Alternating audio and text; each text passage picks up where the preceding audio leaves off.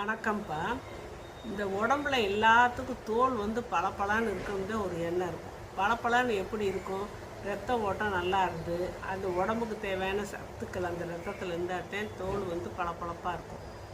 அதுக்கு என்ன செய்யணும்? நம்ம இந்த வைட்டமின் சி சத்து மற்ற சத்துக்கள் தோலுக்கு வேணுங்க சத்து உள்ள பழங்கள் காய் இப்படி சாப்பிடணும். அது எதில் இருக்குதுன்னா ஆரஞ்சு பழத்தில் இருக்குது. அப்புறம் பீட்ரூட்டு, கேரட்டு, வெள்ளரிக்காய், வெள்ளரிக்காயெல்லாம் சும்மா தோலை சீவிட்டு எடுத்து நல்லா சாப்பிட்லாம். அப்புறம் பீட்ரூட்டு கேரட்டெல்லாம் ஜூஸ் போட்டு சாப்பிட்லாம். அப்புறம் பப்பாளி சாப்பிட்லாம்.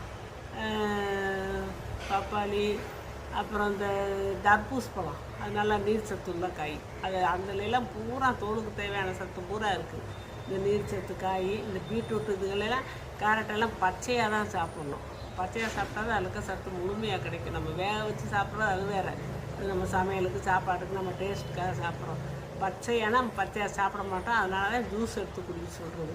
நெல்லிக்காய் இந்த மாதிரி இதுகளெல்லாம் நீங்கள் சேர்த்துக்கிட்டு வந்தீங்கன்னா டெய்லியே நீங்கள் சேர்த்துட்டு வாங்க. தோல் பளபளன்னு இருக்கும். எந்த பருவு எதுவும் வராது. க்ளீனாக இருக்கும். வெளி சாப்பாடை தவிர்த்துருங்க. நீங்கள் இப்போ பழ உணவுகள்லாம் சாப்பிட்டீங்கன்னா கண்டிப்பாக உங்கள் முகம் பளபளன்னு, முகம் மட்டும் இல்லை கை கால் தோல் பூரா நல்லா பளபளப்பாக இருக்கும், முணுமுணுப்பாக இருக்கும்.